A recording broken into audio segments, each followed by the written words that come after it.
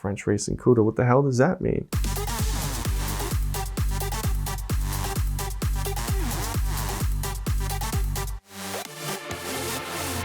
A few years ago, we had an associate of ours contact us over in Europe.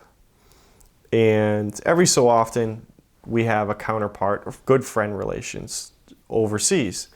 If they come across a car that's got a great story, they call us first. And one day, we got a phone call from one of our counterparts over there and said, listen, I've got a real American car for you, you know, like heavy French accent. Okay, great, yeah, so I guess it'll be right up our alley because we're American guys, you know, thanks, Romeric.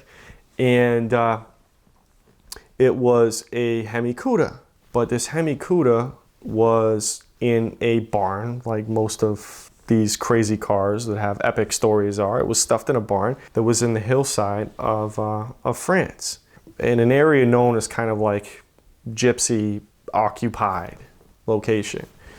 And it was the gypsy Hemi Cuda. It was like eggshell white. It had these big center lock BBS gold basket wheels on it. 1970 Hemi Cuda.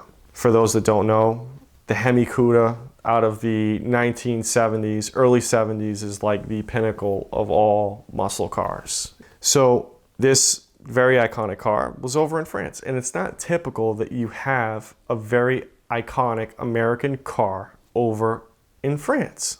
Did a little more research with our associate, and he said, you know what, I think this might actually be the French Racing Cuda. The French Racing Cuda, what the hell does that mean? The Chrysler X-Works race car that Chrysler had owned and shipped over to Europe for their attempt at European racing.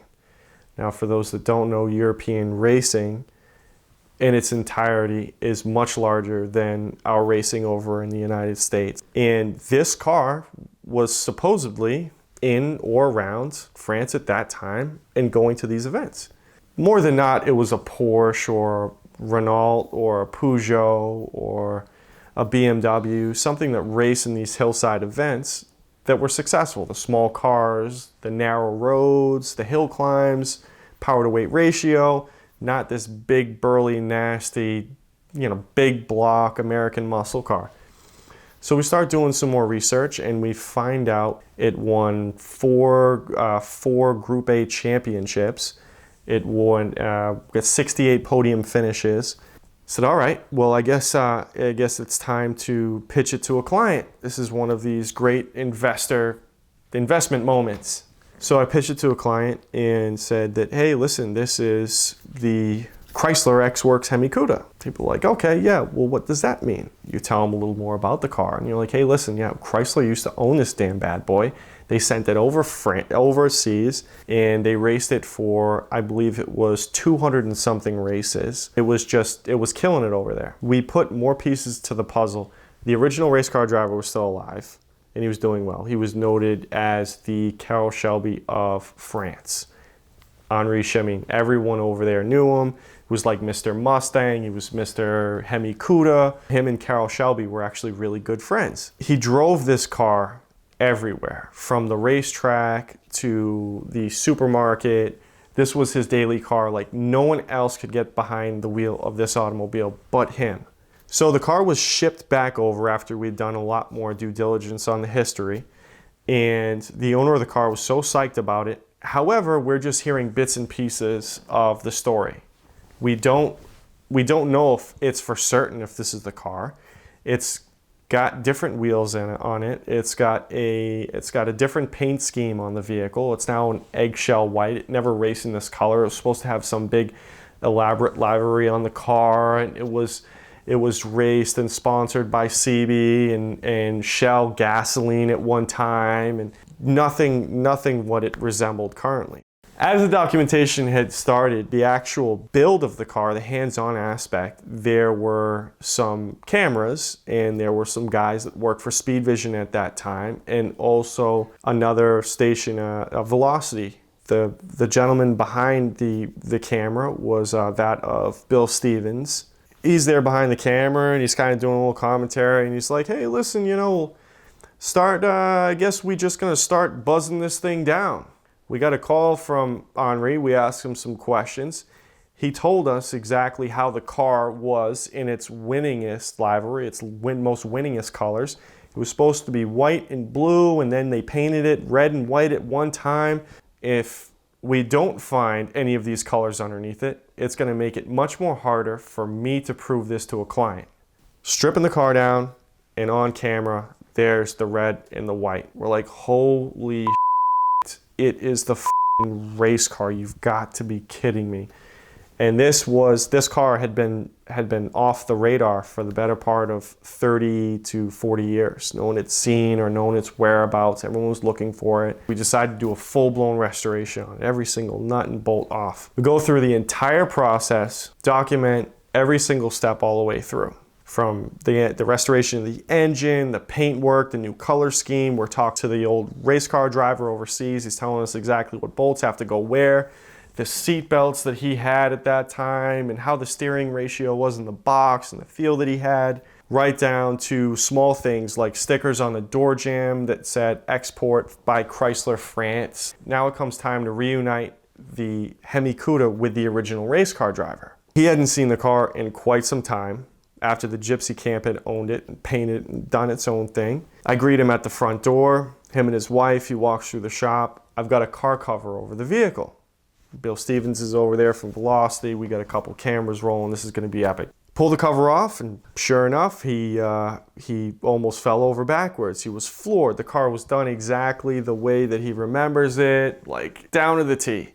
He goes over to the driver's side and checks the door handle, and on camera, and it was like, this was the real first reaction of him seeing the car. He goes to pull the handle, and the car was locked. I didn't even know how the car locked. I don't even think the thing had strikers inside the door. It was a race car at that time. I think they were probably deleted, and it was locked. We're like, you got to be kidding me. So cut the camera, go back to the car, got the door to open. He gets in the car, does a little song, dance, speech, everything. He starts crying, he signs the dashboard, he's psyched.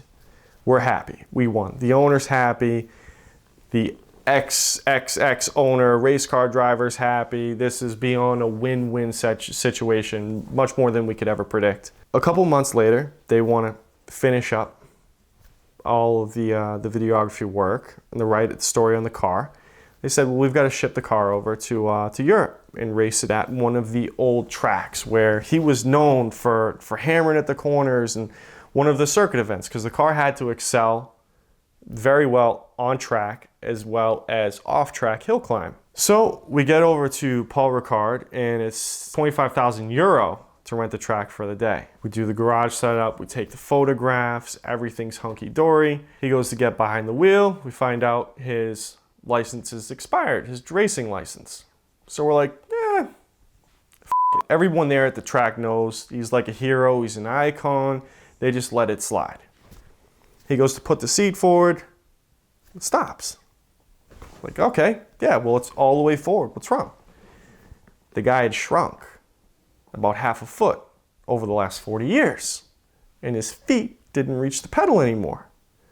So we had to build a wooden block setup underneath his foot, tie it and tape it to his feet so we can get out on the racetrack.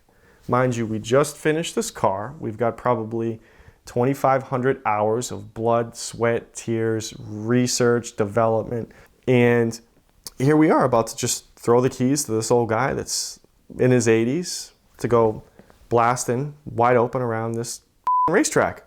Why not? I was too short. We made the block. He got in the car. And he's taking a couple parade laps. Everything's going well. And then he really starts opening up the throttle. And he's coming down the stretch.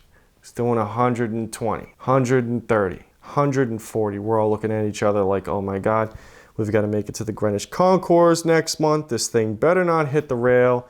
Thankfully enough, he didn't. He actually drove phenomenally well for his age and being his license expired. It was definitely a white knuckle adventure at the racetrack, watching a car that you put your heart and soul into. It'd be like you building your Supra, your GTR, your Corvette, and handing the keys to your grandmother to go around a racetrack at full throttle. I mean, the experience was epic. It was an emotional roller coaster, to say the least. We all made it out alive. It was definitely an epic story, to say the least. Last year, Sonny and I tried out Avalon King's Armor Shield 9 ceramic coating on my Porsche 993, and it came out great, and since then it's been much easier to keep clean. You can see the story about that here, but more importantly, this month we're going to try it out on my LP640. The car's finally done being repainted, and right now AP3 is putting a clear bra on the whole car, and on top of that, we're going to put the ceramic coating to make it look better and easier to clean. So if you'd like to try that out on your car, you can click the link in the description below.